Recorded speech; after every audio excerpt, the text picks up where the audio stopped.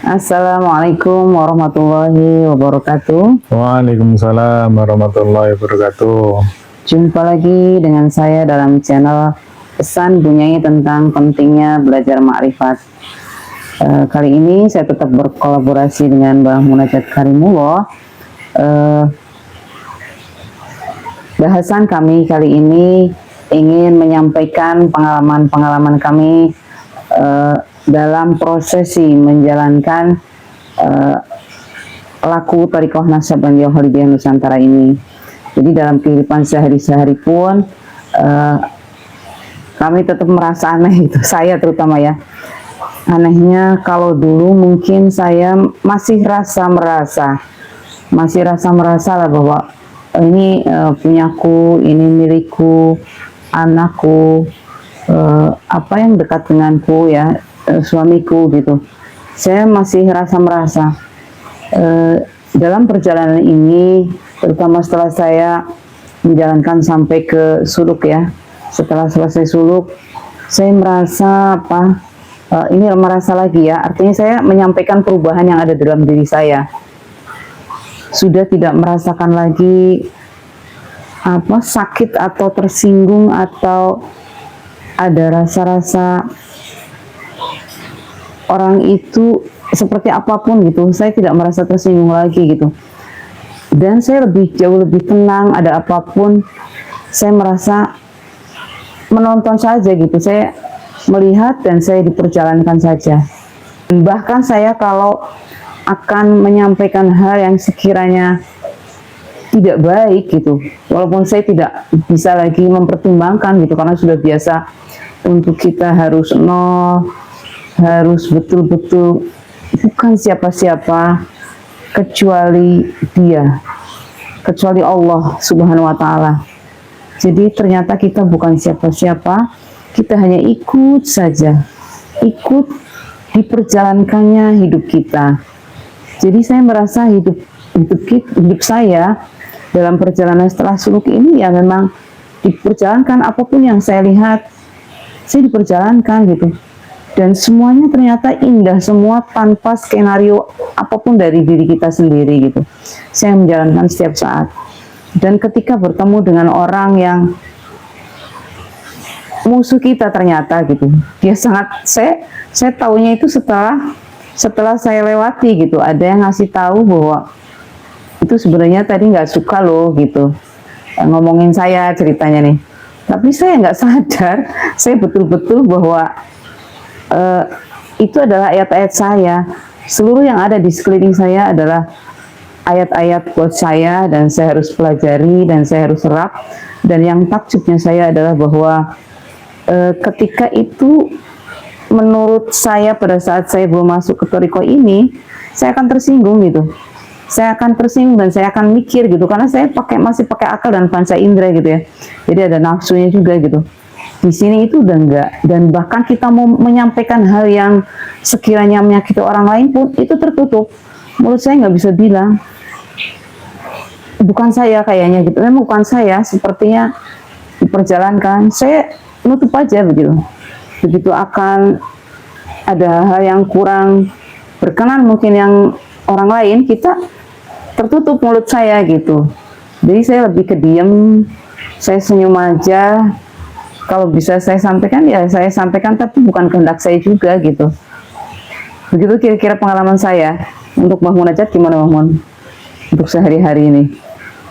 Ya, prinsipnya adalah sama itu. Jadi yang filosofisnya adalah ketika kita mengikuti ilmu ini, kita harus menghilangkan segala kemelekatan. Karena hanya itu syaratnya, jadi kita harus ada dalam koordinat 0,0000 itu. Ketika kondisi itu tercapai dan kemudian pahala kita banyak, nah ini konsep pahalanya beda juga. Jadi konsep pahala itu seperti kita ngecas, kita punya energi. Misalnya zikir kita rajin, kemudian ubudiyah kita bagus, sedekah kita lancar, kita juga bersuluk sesuai dengan yang ditetapkan dalam kaifiat-kaifiat. Itulah pahala kita. Jadi kalau pahala kita banyak, kemudian kita berhasil menolkan diri kita, segala kemelekatan kita hilangkan, maka itulah yang namanya naik dimensi. Tentunya kita dengan menggandeng ridho Allah itu, dan itu bisa terasa dan bisa tidak, karena di komunitas kita banyak itu berbagai macam latar belakang itu. Biasanya kalau para pelaku kebatinan mereka amat memahami ya, punya ya. Iya, Nah kalau saya kan orangnya rasional, jadi memang tidak paham dan tidak merasakan gelombang-gelombang itu. Tapi secara rasional itu bisa terbukti. Kapan kita naik dimensi itu kita paham itu. Yang pertama sekali ini ya saya tuh rasa marah itu, punya rasa marah, rasa dendam itu perlahan-lahan hilang itu, hilang dengan sendirinya. Dan itu tidak mungkin itu bisa diraih kalau kita hanya pakai ilmu-ilmu yang biasa itu. Kalau bukan ruhaniyah kita yang diasah itu nggak mungkin. Sehingga kita sekarang baru paham, oh ternyata Rasulullah dulu dilempar kotoran aja nggak marah itu. Luar biasa itu. Jadi dia sudah sampai dan pasti sudah sampai ya kalau Pasti, Rasulullah ya iya. itu. Dan itu terus itu kita akan naik setingkat demi setingkat. Dan yang luar biasanya lagi, mursidnya itu amat paham terhadap karakter murid-muridnya itu, dia ada di level berapa, dia harus mendapatkan istilahnya ujian seperti apa agar dia naik dimensi kesadarannya menuju kesadaran rohani. Dan ini tidak akan pernah berakhir. Yang jelas sampai sekarang saya belum berakhir itu, jadi naik terus itu, dihajar lagi, kemudian kita berjuang. Intinya sebenarnya begini, jadi kebetulan kita ada sebuah rumusan ini, rumus agar naik dimensi itu begini punya. Yang pertama, yang jelas kita bertakzim kepada guru mursyid. Jadi apapun yang diberitakan itu adalah sesuatu yang harus dijalankan. Terus kemudian yang kedua, kita juga harus banyak pahalanya, seperti yang saya sampaikan itu tadi. Itu kita sedekah, kita ubudiyah, kita zikir, dan seterusnya lah itu. Nah itu ketika potensi-potensi kita itu maksimal, maka kita akan dinaikkan. Kalau ininya makomnya lah gitu, tapi dalam tataran ini kita juga nggak terasa itu. Sama seperti ini penugasan dakwah ya. itu, kami itu nggak punya nggak Kemampuan punya gitu kemampuan. untuk itu. Artinya kita Keberanian juga enggak ya? tidak punya kapasitas di sini sungguhnya gitu. Betul. Tetapi saya sekarang malah bisa menafsirkan Quran Qadim. Dan di ilmu ini tanpa buku, karena itu adalah pengalaman. Jadi malah justru endingnya ini guru kita tuh menyampaikan, seluruh pengetahuanmu yang dulu itu lupakan, hapus semua, harus dengan memakai pemahaman yang baru. Dan akhirnya saya dipahamkan juga, seluruh nabi itu ternyata tidak bersekolah dan tidak berguru, karena ilmunya itu diberi. Dan ini yang membedakan antara yang kodim dengan yang baru, antara ilmu ruhani dengan ilmu yang jasmani ini punyai. Kalau ilmu ruhani itu kita dikasih, diberi, namanya ilmu laduni kalau zaman dulu loh. Lawannya ilmu khusuli, hasil dari upaya kita itu. Makanya saya pernah memberikan komentar pada sebuah YouTube itu, bahwa manusia katanya bisa mendapatkan wahyu. Jadi di akal kita dengan treatment tertentu maka pewahyuan bisa masuk. Itu beda banget itu. Dia mencontohkannya Archimedes sama Newton itu. Kalau Newton itu dan Archimedes itu upayanya itu linier. Jadi sebelum dia menciptakan rumus-rumus, di otaknya memang sudah ada punyai, dia sedang memang belajar di bidang itu gitu, dan dia menelusuri hal itu. Jadi dia hanya mengungkapkan, istilahnya menyambung-nyambungkan algoritma yang ada di dalam sistem memori otak kita. Tetapi kalau di laduni itu enggak, kita itu hanya Terbimbing ya. mempersiapkan saja, mempersiapkan rukun dan syaratnya. Kita mau dikasih apa ya terserah yang kasih gitu. Makanya di channel saya kan saya membahas tentang tafsir Quran Qadim. Ya nggak urut, terserah saya dikasihnya dan dipahamkannya. Jadi ya semaunya yang ngasih gitu. Karena bukan dari kita sejatinya Iya. itu ya. Saya jadi ingat ini nih Bang Muhammad, bahwa pada saat awal-awal masuk kan kita ada namanya taholi ya. Jadi membersihkan diri kita dari kemelekatan, dari hijab-hijab yang ada. Kemudian yang kedua adalah tahali ya. Itu memformat ulang. Jadi semua yang sudah kita punya, ilmu-ilmu kita dari kecil yang sudah kita punya itu diformat ulang seperti ini. Kita tuh belum nyambung apa sih format ulang dan lain-lain. Ternyata dengan sendirinya, bahkan saya mohon maaf ini ya, saya dulu yang namanya saya baca Quran mushaf itu lancar sekali, mohon maaf ya, lancar sekali. Dan saya itu setiap saat harus itu gitu. Tapi karena latihan dengan Quran Qadim ini, justru saya malah agak gelagap-gelagap gitu ya dalam bimbingan ini nih. Jadi kayak memang terformat ulang sepertinya gitu. Saya kadang-kadang merasa kok bukan saya ini ya. Saya itu hafal banget, maksudnya ada beberapa ayat-ayat yang karena terbiasa memang sudah dibaca setiap saat gitu ya. Jadi saya beberapa itu hafal, tapi begitu saya dapat dari ini, saya menyampaikannya agak gerandet-gerandet gitu loh. kurang pas menurut saya dalam ilmu baca Qurannya gitu. Apa namanya? Tajwidnya lah kayaknya nggak pas saya gitu. Hukum bacaannya saya merasa saya dengarkan, aduh hukum bacaan saya ini nggak pas loh gitu. Setelah saya lihat video-video saya gitu, oh, ini bacaan saya nggak pas gitu. Menurut saya kalau pakai akal dan panca indera saya, tapi karena saya mengikuti bimbingannya ya sekeluarnya demikian gitu. Jadi mohon maaf, itulah yang pengalaman-pengalaman itu. Jadi ternyata memang ada proses tadi pembersihan, kemudian memformat ulang. Saya juga baru terasa bahwa ini dalam format yang mengulang. Jadi saya ini harapannya akan disempurnakan, dan janjinya Allah demikian ya.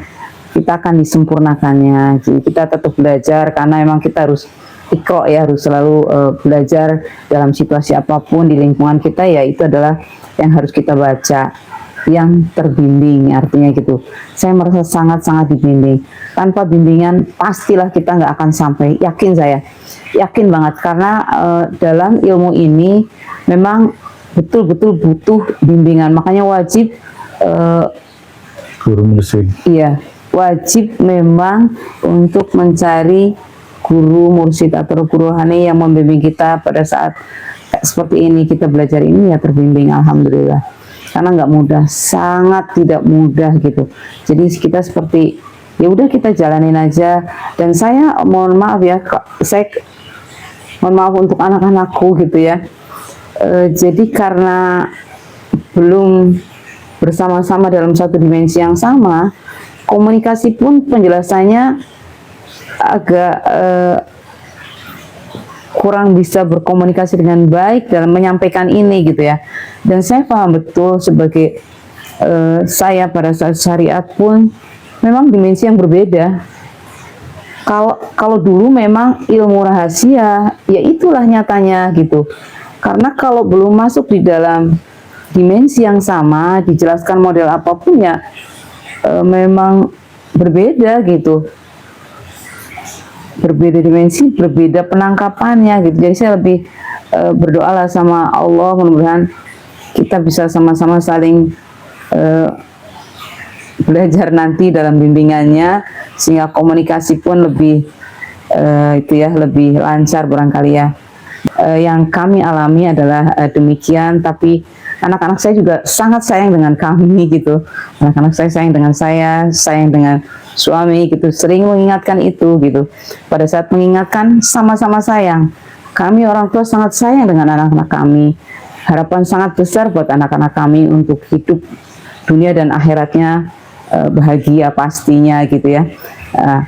Begitu juga anak-anak kami sangat sayang dengan kami, begitu khawatir mereka dengan kami akan terjerumus. Ini adalah karena itu tadi, ini ilmu rahasia yang jika disampaikan memang akan jadi multitafsir gitu ya. Tapi karena ini sudah bisa disampaikan dengan analogi-analogi penyambungan-penyambungan yang ilmiah gitu, bisa tersampaikan sedikit-sedikit nanti. Saya kira itu ya Mbak Munajat ya. Boleh disambungkan nih Mbak Munajat. Monggo. Yang jelas sih kalau di habit itu memang menjadi sudah berubah itu ya, karena orientasi kita juga sudah berubah gitu. Iya. Misalnya hal-hal yang sifatnya material itu sudah nggak tertarik gitu. Kalau dulu kan tiap minggu ke mall nongkrong-nongkrong itu dianggapnya itu sebagai sebuah kebahagiaan gitu. Tapi sekarang ya anggapnya ngabisin waktu itu. Jadi waktu itu menjadi sesuatu yang sangat-sangat berharga. Jadi yang saya benar-benar terjadi revolusi dalam diri saya itu ya kesadaran. Jadi kesadaran ruhani itu memang benar-benar dia bisa mengkontrol kesadaran di bawahnya. Akal rasional kita bisa terkontrol, batiniah kita bisa terkontrol, naluri kita bisa terkontrol. Itu luar biasa itu punya itu. Misalnya yang akal itu ya. Akal itu kan liar sekali, akal itu bisa berpindah dari satu pemikiran ke pemikiran lain dan tidak lurus-lurus terus, ada yang ke kanan, ada yang ke kiri. Begitu itu terkendali sama roh ya sudah tidak ada lagi itu. Dulu jangankan kita lagi aktivitas biasa, sholat pun akal kita kemana-mana. Iya. Kalau di sini bisa sepanjang hidup, sepanjang nafas ya kita harus mengingatnya gitu. Iya, memang itu bukan dipaksa mengingatnya, memang terbimbing. Jadi memang selalu diingatkannya, selalu dibimbingnya gitu ya. Misalnya tentang ini, Bunyai, tentang konsep puasa itu. Konsepnya Imam Ghazali. Kan di situ ada puasanya orang awam, orang khusus, dan orang sangat khusus. Khusus ya. Dulu itu kami itu, saya sendiri ya, memahami pendapatnya Imam Ghazali sebagai sesuatu yang tidak mungkin. Wah itu mah wali, wah itu mah nabi, orang yang khusus itu. Tetapi di ilmu ini ya memungkinkan. Jadi kalau kita memikirkan hal-hal yang buruk-buruk, ya batal puasanya. Di ilmu ini batal gitu. Karena yang berpuasa itu tidak hanya zahirnya saja, akal kita, batin kita juga harus berpuasa. Jadi nggak mungkin, memang nggak mungkin.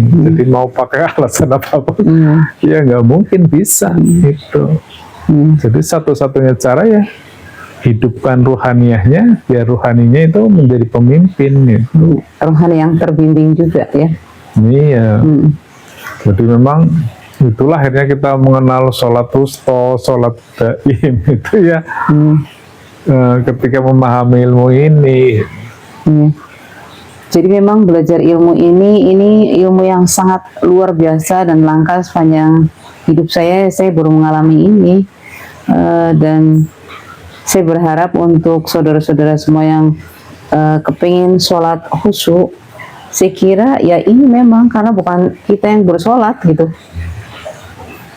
sholat yang terbimbing gitu. Jadi